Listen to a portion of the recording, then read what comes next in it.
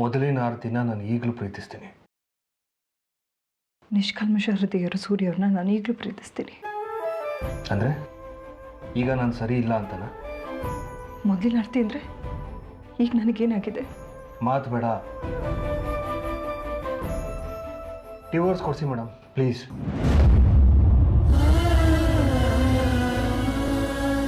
ನೀವಿಬ್ಬರು ಕಾಂಪ್ರಮೈಸ್ ಆಗೋದಾದರೆ ಕೋರ್ಟಿಗೆ ಹೋಗೋ ಪ್ರಮೇಯನೇ ಇರಲ್ಲ. ಇಲ್ಲ ಅಂದರೆ ನೀವಿಬ್ಬರು ಕೋರ್ಟಿಗೆ ಹೋಗಿ ಸಂಬಂಧ ಕಳ್ಚಿತು ಅಂತ ಸಾರೋ ಸರ್ಟಿಫಿಕೇಟ್ಗೆ ಸೈನ್ ಮಾಡಬೇಕಾಗತ್ತೆ. ಅಷ್ಟೇ ಉಳಿದಿರೋದು. ನಾನು ಕಾಂಪ್ರಮೈಸ್ ಆಗೋದಕ್ಕೆ ರೆಡಿ ಇದ್ದೀನಿ. ಮತ್ತೆ ಮತ್ತೆ ಇಲ್ಲಿಗೆ ಬರೋದಕ್ಕೆ ನನಗಿಷ್ಟ ಇಲ್ಲ.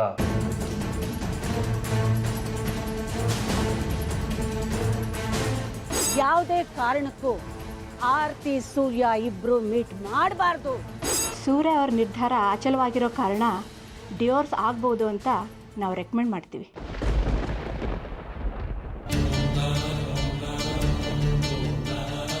ಹದಿನಾರನೇ ತಾರೀಕು ನೀವಿಬ್ಬರು ಕೋರ್ಟಿಗೆ ಬಂದು ಡಿವೋರ್ಸ್ ಫಾರ್ಮ್ಗೆ ಸೈನ್ ಮಾಡಿ ಫಾರ್ಮಾಲಿಟೀಸ್ ಮುಗಿಸ್ಬೋದು. ಅವತ್ತಿನಿಂದ ನೀವಿಬ್ಬರು ಗಂಡ ಹೆಂಡತಿಯಾಗಿ ಉಳಿಯಲ್ಲ, ಇಬ್ಬರು ಸ್ವತಂತ್ರರಾಗ್ತೀರ.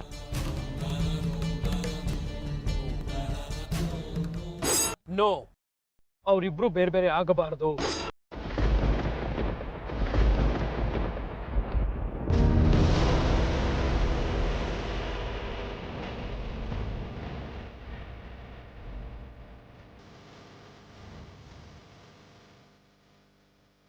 ಮೊದಲೇ ಅದಕ್ಕೆ ಸೂರ್ಯವ್ರನ್ನ ಕಂಡ್ರೆ ಆಗಲ್ಲ. ಸೂರ್ಯವ್ರ ಕಾರಣಕ್ಕೆ ಮದುವೆ ಬಂದು ಹೋಯ್ತು ಅಂತ ಅವ್ನು ಅನ್ಕೊಳ್ಳೋದು ಬೇಡ. ಹೇಗಿದ್ರು ನನ್ನ ಜೀವನ ಅಂತೂ ಬದಲಾಗಲ್ಲ. ಡಿವೋರ್ಸ್ ಆಗೇ ಆಗುತ್ತೆ.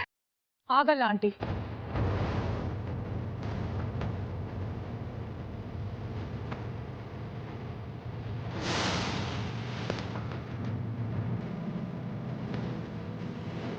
ನೀವು ಮತ್ತೆ ಮಾವ ದೂರ ಆಗ್ಬಾರ್ದು. ನೀವು ದೂರ ಆಗದೆ ಇರೋದಕ್ಕೆ ಏನ್ ವ್ಯವಸ್ಥೆ ಬೇಕೋ ಅದನ್ನ ನಾನು ಮಾಡ್ತೀನಿ. ಈಗ ಹೇಳ್ತಾ ಇದ್ದಲ್ಲ, ಆದಿ ಜೊತೆ ಸೇರ್ಕೊಂಡು ಇಷ್ಟೆಲ್ಲ ಆಗೋದಕ್ಕೆ ನೀವೇ ಕಾರಣ. ಶಶಾಂಕ ಮದ್ವೆ ಕರೆದಿದ್ದು ಆರ್ತಿನಿ ಅಂತ ನೀವೇ ತಾನೇ ಹೇಳಿದ್ದು. ಹೌದು, ಆವೇಶದಲ್ಲಿ ಹೇಳಿದ್ದೆ ನಿಜ. ಆದ್ರೆ ಈಗ ಅದನ್ನೆಲ್ಲ ನಾನೇ ಕ್ಲಿಯರ್ ಮಾಡ್ತೀನಿ. ಅತ್ತೆ, ನೀವು ನಮ್ಮ ಮದ್ವೆಲಿ ನಗ್ನಗ್ತಾ ಇರಬೇಕು. ನೀವು ಈ ಥರ ಮಂಕಾಗಿದ್ರೆ ಆದಿ ಖುಷಿಯಾಗಿರ್ತಾನ? ಅದಕ್ಕೆ ಅತ್ತೆ, ನಾನು ಮಾಡಿರೋ ತಪ್ಪನ್ನ ನಾನೇ ಸರಿ ಮಾಡ್ತೀನಿ. ನೀವು ಮತ್ತೆ ಅಂಕಲ್ ದೂರ ಆಗಿರೋ ನೋವಲ್ಲಿ ನೀವಿರೋವಾಗ ನಾನು ಮತ್ತೆ ಆದಿ ಹೊಸ ಸಂಸಾರ ಶುರು ಮಾಡಕ್ ಸಾಧ್ಯನಾ? ನಿಮ್ಮಿಬ್ರು ಸಂಬಂಧ ಯಾರಿಂದನೂ ಬೇರ್ಪಡಿಸಕ್ಕಾಗಲ್ಲ.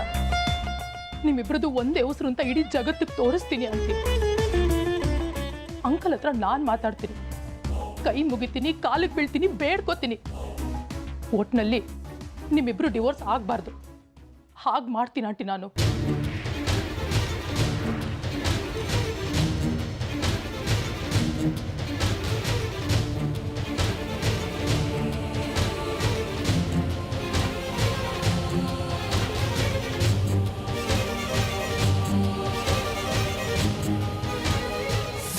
ಸೂರ್ಯ ಅಂಕಲ್, ಸೂರ್ಯ ಅಂಕಲ್, ಸೂರ್ಯ ಅಂಕಲ್, ಸೂರ್ಯ ಅಂಕಲ್.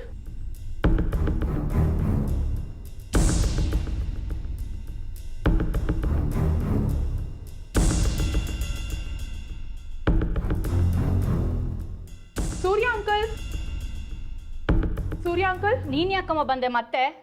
ನಾನು ಸೂರ್ಯ ಅಂಕಲ್ ಹತ್ರ ಮಾತಾಡಬೇಕಿತ್ತು. ಹೋ, ಅವತ್ತು ಬಂದೆ, ಅದೇನೋ ಆಸ್ತಿನಲ್ಲಿ ಪಾಲ್ ಬೇಕು ಅನ್ನೋ ಸಂದೇಶ ತಗೊಂಡು ಬಂದೆ. ಅದರಿಂದ ನೋಡು, ಸೂರ್ಯ ಅವರು ಆರ್ತಿಯವ್ರನ್ನ ಡಿವೋರ್ಸ್ ಮಾಡೋ ಹಂಗಾಯ್ತು. ಒಟ್ಟಲ್ಲಿ ಅವ್ರು ಡಿವೋರ್ಸ್ ಮಾಡೋದಕ್ಕೆ ನೀನೇ ಕಾರಣ ಅಂದಂಗೆ ಆಯ್ತು. ಆ ತಪ್ಪನ್ನ ಸರಿ ಮಾಡೋದಕ್ಕೆ ನಾನು ಇವತ್ತು ಇಲ್ಲಿಗೆ ಬಂದಿರೋದು. ಅಯ್ಯೋ ಪಾಪ, ನಿನ್ ತಪ್ಪು ಅಂತ ಯಾಕಮ್ಮ ಹೇಳ್ಕೊತ್ಯಾ? ಆರ್ತಿಯವ್ರಲ್ಲಿ ಏನು ಹೇಳಿ ಕಳಿಸ್ತಾರೋ ಅದನ್ನು ತಗೊಂಬಂದು ನೀನು ಇಲ್ಲಿ ಹೇಳ್ತ್ಯಾ ಅಷ್ಟೇ ತಾನೇ. ಇವತ್ತು ಅದೇನು ಹೇಳಿ ಕಳಿಸಿದಾರೋ ಹೇಳು, ಪರವಾಗಿಲ್ಲ. ಆಗೋ ಅನಾಹುತನ ತಪ್ಸಕ್ಕೆ ನಾನು ಸೂರ್ಯ ಅಂಕಲ್ ಹತ್ರ ಮಾತಾಡಬೇಕು.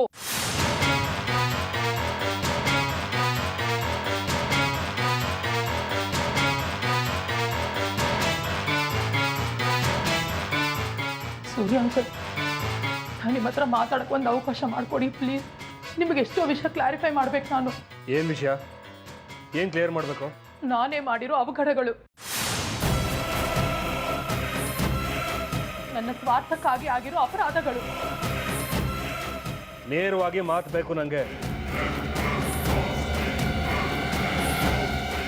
ಪರ್ಸ್ನಲ್ ಆಗಿ ನಿಮ್ಮ ಹತ್ರ ಮಾತಾಡಬೇಕಿತ್ತು. ಅದು ಆರ್ತಿ ಆಂಟಿ ಅವ್ರ ಬಗ್ಗೆ ಕೇಳೋದಕ್ಕೆ ನನಗೆ ಇಂಟ್ರೆಸ್ಟ್ ಇಲ್ಲ.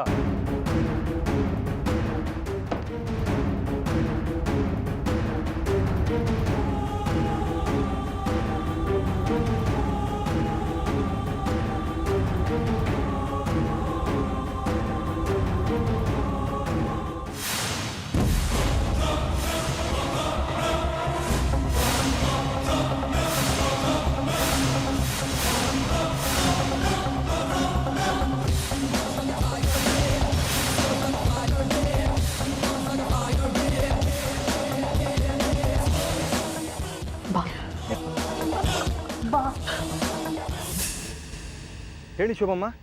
ರಂಜಿತ್, ಈ ನಿರೋಷ ಏನೋ ಪ್ಲಾನ್ ಮಾಡಿದ್ದಾಳೆ. ನಂಗೆ ಯಾಕೋ ತುಂಬ ಭಯ ಆಗ್ತಿದೆಪ್ಪ. ಯಾಕೆ ಶೋಭಮ್ಮ, ಏನಾಯ್ತು? ನಾನು ಸೂರ್ಯನ ಹತ್ರ ಮಾತಾಡ್ತೀನಿ, ಅವರಿಬ್ಬರನ್ನ ಒಂದು ಮಾಡ್ತೀನಿ ಅಂತ ಹೇಳಿ ಹೊರಟಿದ್ದಾಳೆ. ಹೌದಾ? ನಿಮ್ಗೆ ಹೇಳ್ಬಿಟ್ಟೆ ಹೊರಟ್ಲಾ? ಹೂನಪ್ಪ, ಪೂರ್ತಿ ಬದಲಾದವಳ ಥರ ಮಾತಾಡಿದ್ಲು. ಅಲ್ಲಿ ಬಂದು ಏನು ಮಾತಾಡ್ತಾಳೋ ಏನು ಮಾಡ್ತಾಳೋ ಅಂತ ಗಾಬ್ರಿಲ್ ನಾನು ನಿಂಗೆ ಫೋನ್ ಮಾಡಿದೆ. ಹೌದು ಶೋಭಮ್ಮ, ಬೆಳಿಗ್ಗೆ ಇಲ್ಲಿಗೂ ಬಂದಿದ್ಲು, ವಿಪರೀತ ಉಲ್ಟಾ ಹೊಡೆದ್ಲು. ಅತ್ತೆ ಮಾವನ್ನ ಒಂದು ಮಾಡ್ತೀನಿ, ಯಾವುದೇ ಕಾರಣಕ್ಕೂ ಡಿವೋರ್ಸ್ ಆಗೋದಕ್ಕೆ ಬಿಡಲ್ಲ ಅಂತೆಲ್ಲ ಹತ್ತು ಕರೆದು ಗೋಳಾಡ್ತಿದ್ಲು. ಅಲ್ಲ, ಇದೇನು ನಿಜನೋ ಸುಳ್ಳೋ, ನಂಬೇಕೋ ಬೇಡವೋ ಎಲ್ಲ ಕನ್ಫ್ಯೂಷನ್ ನನಗೆ.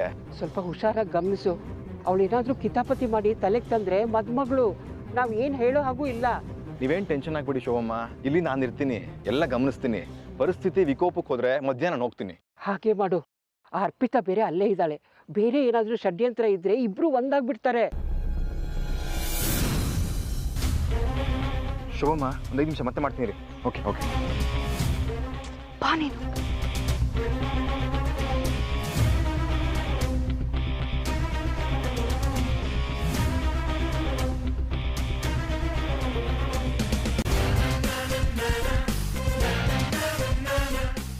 ಏನು ಇಲ್ಲಿವರೆಗೂ ಬಂದಿದ್ಯಾ? ಏನಾದರೂ ಹೊಸ ಅಸ್ತ್ರ ಇಟ್ಟಿದ್ಯಾ? ನನ್ನ ಅಂಕಲ್ ಜೊತೆ ಮಾತಾಡಬೇಕಿತ್ತು. ಅವ್ರು ಇವಾಗ ಸಿಟ್ಟು ಮಾಡ್ಕೊಂಡಿದ್ದಾರೆ. 1-2 ದಿನ ಸುಮ್ಮನಿರು. ಹೇಗೂ 16ಕ್ಕೆ ಡಿವೋರ್ಸ್ ಅಂತ ಕೋರ್ಟಿಂದನೇ ಆರ್ಡರ್ ಬಂದಿದ್ದಾರೆ. ಅಂಕಲ್ಗೆ ಹೇಳಬೇಕು, ಶಶಾಂಕ್ ಅವರ ಮದುವೆ ಕರೆದಿದ್ದು ನಾನು, ಆರ್ತಿ ಆಂಟಿ ಅಲ್ಲ ಅಂತ.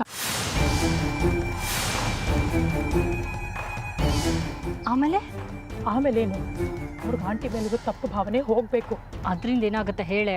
ಅವರಿಬ್ಬರದು ಡಿವೋರ್ಸ್ ಆಗೋದು ತಪ್ಪತ್ತೆ.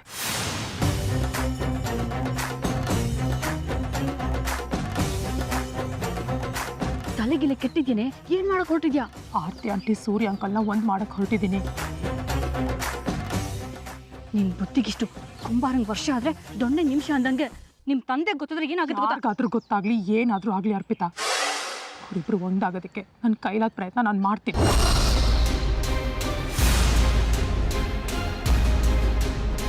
ನಿನಗೆ ಯಾಕೆ ಬಂದಿದ್ದೆ ದುಷ್ಟಬುದ್ಧಿ? ದುಷ್ಟಬುದ್ಧಿ ಇತ್ತು, ಇವಾಗ ತಿತ್ಕೋತಾ ಇದ್ದೀನಿ. ಬೇಡ್ವೆ ಹೀರೋಯಿನ್ ಆಗೋ ಹುಚ್ಚು. ಹೀರೋಯಿನ್ ಆಗ್ತೀನೋ ಇಲ್ವೋ ಗೊತ್ತಿಲ್ಲ, ವಿಲ್ಲನ್ ಅಂತೂ ಆಗಲ್ಲ. ಹೊಸ ವರ್ಷನಾ? ಮದ್ವೆ ಆಗ್ತಿದ್ಯಾ? ನಾಳೆ ದಿನ ನಿನ್ನ ಮೇಲೆ ಆಪಾದನೆ ಬರಬಾರ್ದು ಅಂತ ಈ ನಾಟಕನ? ನೀವೇನಾದರೂ ಅನ್ಕೊಳ್ಳಿ, ನನಗದು ಬೇಕಿಲ್ಲ. ಆದರೆ ನಾನು ಬದಲಾಗಿರೋದಂತೂ ನಿಜ. ನೀವು ನಂಬಲಿ ಅಂತ ನಿರೂಪಿಸ್ತಾ ಕೂತ್ಕೊಳ್ಳೋಕ್ಕೆ ನನಗೆ ಟೈಮ್ ಇಲ್ಲ. ಮುಖ್ಯವಾಗಿ ಆರ್ತಿ ಆಂಟಿ ಸೂರ್ಯ ಅಂಕಲ್ ಒಂದಾಗಬೇಕು.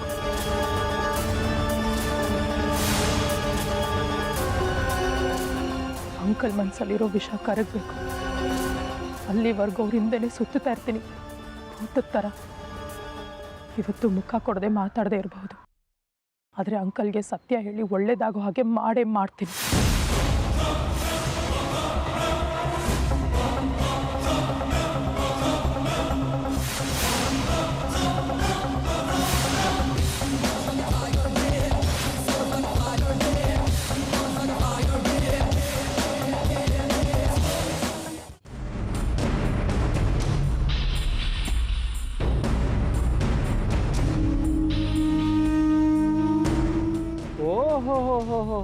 ಅಂದ್ಕೋತಾ ಇದ್ದೆ ಇಷ್ಟೊತ್ತಿಗಾಗಲೇ ಅರ್ಪಿತಾ ಬರಬೇಕಾಗಿತ್ತು, ಯಾಕೆ ಬಂದಿಲ್ಲ ಅಂತ.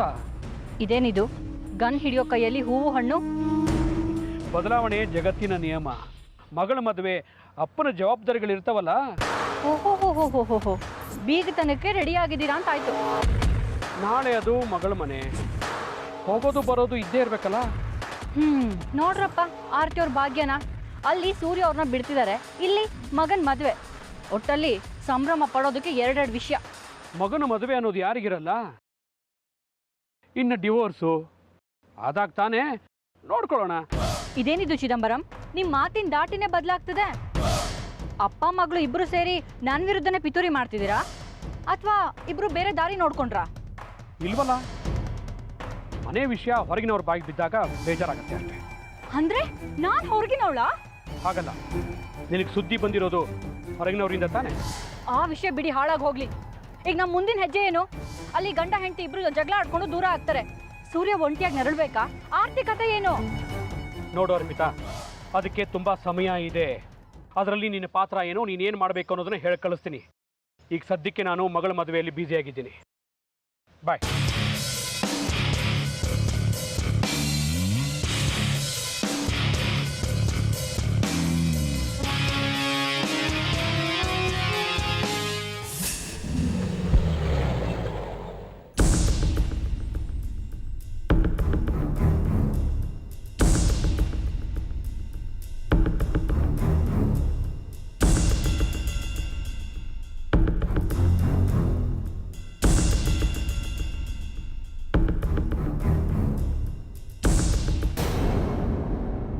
ಅರೆ ನೀವಾ?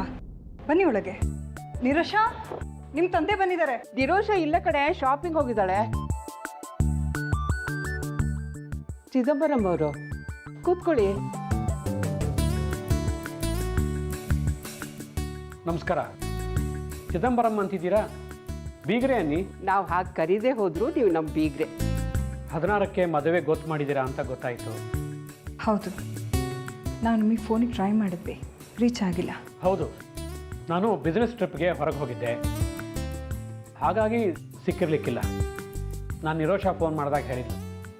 ನನಗೆ ನಂಬಿಕೆ ಇತ್ತು ನೀವು ಅವಳನ್ನ ಬಿಟ್ಕೊಡಲ್ಲ ಅಂತ. ನಮ್ಮ ಆದಿ ಖುಷಿಗೋಸ್ಕರ ನಮ್ಮ ಆರ್ತಿ ಏನು ಬೇಕಾದರೂ ಮಾಡ್ತಾಳೆ. ನಿರೋಷನು ತುಂಬ ಒಳ್ಳೆ ಹುಡುಗಿ. ನಿಮ್ಮ ಮಡಲಿಗೆ ಹಾಕ್ತಾ ಇದ್ದೀನಿ. ನನಗೆ ಗೊತ್ತು ನೀವು ಚೆನ್ನಾಗಿ ನೋಡ್ಕೋತೀರಾ ಅಂತ.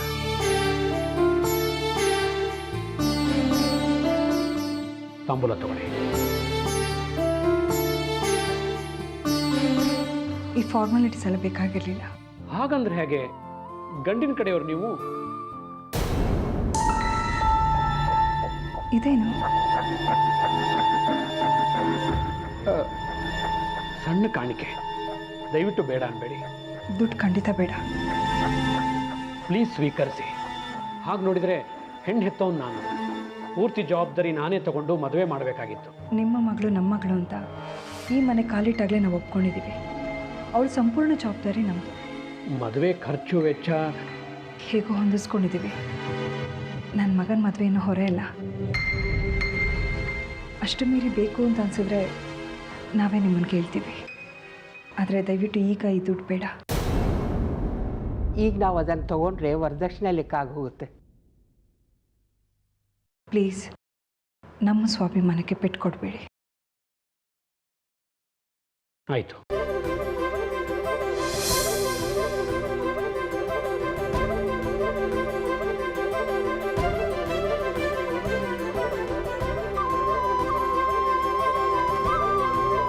ಒಂದು ವಿಷಯ ಹೇಳ್ತೀನಿ, ತಪ್ಪು ತಿಳ್ಕೊಬೇಡಿ. ಹೇಳಿ.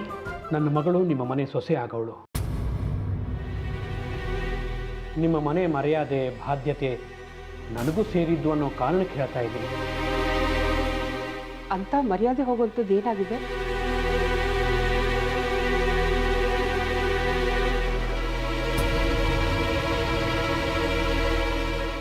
ನನ್ನ ಮಗಳ ಮದುವೆ ಕರೆಯೋದಕ್ಕೆ ಅಂತ ಸುಮಾರು ಫ್ರೆಂಡ್ಸ್ನ ಭೇಟಿ ಮಾಡಿದ್ದೆ. ಸೂರ್ಯ ಆರತಿ ಮಗನಿಗೆ ನನ್ನ ಮಗಳನ್ನ ಕೊಡ್ತಿದ್ದೀನಿ ಅನ್ನೋ ಹೆಮ್ಮೆ ನನಗೆ. ಆದರೆ ನೀವಿಬ್ಬರು ಬೇರೆ ಆಗ್ತಿದ್ದೀರಾ ಅಂತ ತುಂಬ ಕೇವಲವಾಗಿ ಮಾತಾಡಿದರು. ಈ ವಯಸ್ಸಿನಲ್ಲಿ ಡಿವೋರ್ಸಾ ಅಂತ? ಆಡ್ಕೊಳ್ಳೋ ಜನ ಹೇಗಿದ್ರು ಆಡ್ಕೋತಾರೆ ಬಿಡಿ. ನಿಜ. ಆದರೆ ಆಡ್ಕೊಳ್ಳೋರ ಮುಂದೆನೇ ಎಡವಿದ್ರೆ ಸುಮ್ಮನೆ ಬಿಡ್ತಾರಾ? ನಾವೇ ಅವಕಾಶ ಕೊಟ್ಟು ಅವ್ರದ್ದು ಕೇಳೋಕ್ಕಾಗತ್ತಾ? ನಮಗೂ ಬೇರೆ ಆಗಲಿ ಅನ್ನೋದೇನೂ ಇಲ್ಲ, ಆರ್ತಿಗೂ ಇಲ್ಲ. ಪರಿಸ್ಥಿತಿ ಏನು ಮಾಡೋದು ಹೇಳಿ? ಹೌದಾ? ಈ ವಿಷಯ ನನಗೆ ಗೊತ್ತಿರಲಿಲ್ಲ. ಇಬ್ಬರಲ್ಲಿ ಒಬ್ಬರು ಒಪ್ಪಿಗೆ ಇಲ್ದಿದ್ರು ಮ್ಯೂಚುವಲ್ ಡಿವೋರ್ಸ್ ಆಗಲ್ವಲ್ಲ? ಒಪ್ಪಿಗೆ ಇಲ್ಲ ಅಂತ ಹೇಳೋ ಸ್ಥಿತಿಲೂ ಇಲ್ಲ, ಹಾಗಾಗಿದೆ. ಆರ್ತಿ ಹೇಳೋದನ್ನ ಕೇಳೋಕೆ ತಯಾರಿಲ್ಲ ಸೂರ್ಯ. ಹೌದಾ? ಅವ್ರಿಗೆ ಕೊಡ್ತಿದ್ರೇನು? ಮಾತಾಡೋ ಹೋಗಿ ನಾವು ಮಾಡೋಣ. ಅರ್ಥ ಆಗಲಿಲ್ಲ. ಮುಖತಃ ಮಾತಾಡದೇ ಇರೋರಿಗೆ ಮಧ್ಯವರ್ತಿನ ಬಳಸ್ಕೊಂಡ್ರಾಯ್ತು. ಯಾವ ಮಧ್ಯವರ್ತಿನೂ ಸೇರಿಸ್ತಾನೆ ಇಲ್ಲ ಅವರು. ಪಾಪ ನಿರೋಷನೇ ಹೋಗಿದ್ಲು ಮಾತಾಡ್ತೀನಿ ಅಂತ. ನಾವು ಯಾರೂ ಬೇಡ, ಮೀಡಿಯಾ ಮೂಲಕ ಅವ್ರನ್ನ ತಲುಪೋಣ.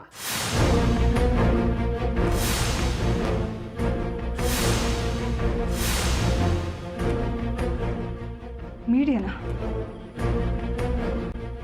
ಬೇಡ, ಬೀದಿಗೆ ಬಂದ್ಬಿಡುತ್ತೆ ವಿಷಯ. ಯೋಚಿಸಿ ನೋಡಿ, ನೀವು ಮೀಡಿಯಾಕ್ಕೆ ಹೋಗಿ ಇಲ್ಲಿ ನಡೀತಿರೋದು ಹೇಳಿದರೆ ಖಂಡಿತ ಹೆಲ್ಪ್ ಆಗತ್ತೆ. ಜೊತೆಗೆ ಮೀಡಿಯಾಕ್ಕೆ ಹೆದರಿ ಸೂರ್ಯ ಡಿವೋರ್ಸ್ ಬೇಡ ಅನ್ನಬಹುದು. ಸಂಸಾರ ಸರಿ ಹೋಗುತ್ತೆ, ಮದುವೆನೂ ಸುಸೂತ್ರವಾಗಿ ನಡೆಯುತ್ತೆ. ನೋಡಿ, ನನಗೆ ಸಾಕಷ್ಟು ಜನ ಮೀಡಿಯಾದವ್ರಿಗೆ ಗೊತ್ತಿದ್ದಾರೆ. ಅವ್ರನ್ನ ಬಳಸ್ಕೊಳ್ಳೋದಾದರೆ ನಾನು ಇದ್ರ ಉಸ್ತುವಾರಿ ತಗೊಳಕ್ಕೆ ಸಿದ್ಧವಾಗಿದ್ದೀನಿ. ಡಿವೋರ್ಸ್ನಿಂದ ತಪ್ಪಿಸ್ಕೊಳ್ಳೋದಕ್ಕೆ ಇದೊಂದು ದಾರಿ ಇದೆ. ಯೋಚನೆ ಮಾಡಿ ನನಗೆ ಹೇಳಿ. ಬರ್ತೀನಿ.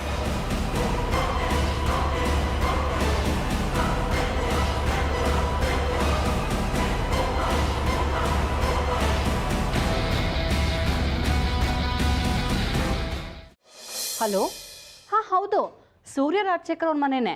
ನೀವು? ಓ, ಸೋಮಶೇಖರ್ ಅಂತನಾ? ಮೀಡಿಯಾದವರಾ ಅಥವಾ ಪರಿಚಯದವರಾ? ಅವರು ಊಟ ಮಾಡ್ತಿದ್ದಾರೆ ಸರ್. ಒಂದು ಅರ್ಧ ಗಂಟೆ ಬಿಟ್ಟು ಆಮೇಲೆ ಅವರೇ ಫೋನ್ ಮಾಡ್ತಾರೆ. ಅದನ್ನೆಲ್ಲ ಡಿಸೈಡ್ ಮಾಡೋದಕ್ಕೆ ನೀನು ಯಾರು? ಯಾರು ಫೋನ್ ಮಾಡಿದ್ದು ಅಂತ ಹೇಳ್ಬೇಕಷ್ಟೇ. ಪರಿಚಯದವರ, ಮೀಡಿಯಾದವರ? ಸರ್, ಒಂದು ನಿಮಿಷ, ಅವ್ರಿಗೆ ಫೋನ್ ಕೊಡ್ತೀನಿ.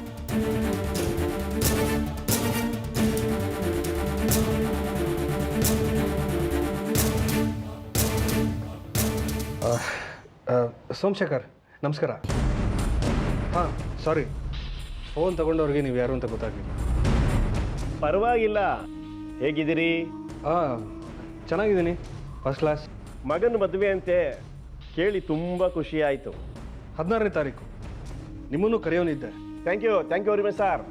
ನಿಮ್ಮ ಮನೇಲಿ ಯಾವುದೇ ಕಾರ್ಯಕ್ರಮ ಆದರೂ ನನ್ನನ್ನು ಕರೆಯೋದನ್ನು ತಪ್ಪೋದಿಲ್ಲ ಸರ್ ನೀವು. ಹೌದು, ಮೀಡಿಯಾದವ್ರನ್ನೂ ನಮ್ಮ ಪರಿವಾರ ಅಂತಲೇ ಅಂದ್ಕೊಂಡಿದ್ದೀನಿ. ನಮ್ಮ ಕಷ್ಟ ಸುಖಕ್ಕೆಲ್ಲ ಭಾಗಿಯಾಗ್ತಿರಲ್ಲ ನೀವು. ಎಲ್ಲಿ ಸರ್ ನಿಮ್ಮ ಕಷ್ಟಗಳನ್ನು ಮತ್ತೆ ಹೇಳ್ಕೊಳ್ಳೋದೇ ಇಲ್ಲ. ಆರ್ತಿ ಅವರನ್ನ ಡಿವೋರ್ಸ್ ಮಾಡ್ತಾ ಇದ್ದೀರಂತೆ. ನಿಮ್ಗೆ ಹೇಗ್ರಿ ಗೊತ್ತಾಯ್ತಿದ್ದಲ್ಲ? ಸರ್, ನೀವು XMLA ಇರ್ಬೋದು, ಆದರೂ ನೀವು ಗಣ್ಯ ವ್ಯಕ್ತಿಗಳೇ. ಗಣ್ಯ ವ್ಯಕ್ತಿಗಳ ಮನೆಯಲ್ಲಿ ಏನೇನು ಹೇಳಿದ್ರು ಆ ವಿಚಾರ ತಿಳ್ಕೊತೀವಿ ಸರ್. ನಿಮಗೇನು ಬೇರೆ ಕೆಲಸ ಇಲ್ವಾ?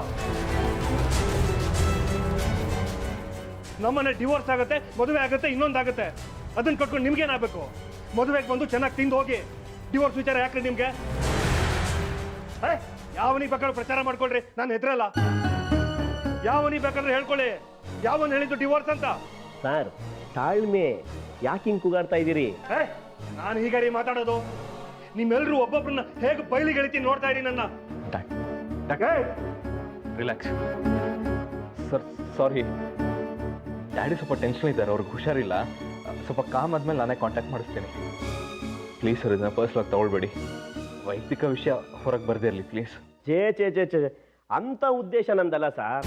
ಇವ್ರು ಇದೇ ಥರ ಆಡ್ತಾ ಇದ್ರೆ ಸುದ್ದಿ ಒಂದಲ್ಲ ಒಂದು ಕಡೆ ಆಗುತ್ತೆ ಸರ್. Thank you sir. ಹಾಗೆ ಆಗದೇ ಇರಂಗೆ ನಾನು ನೋಡ್ಕೊಳ್ತೀನಿ. Okay sir.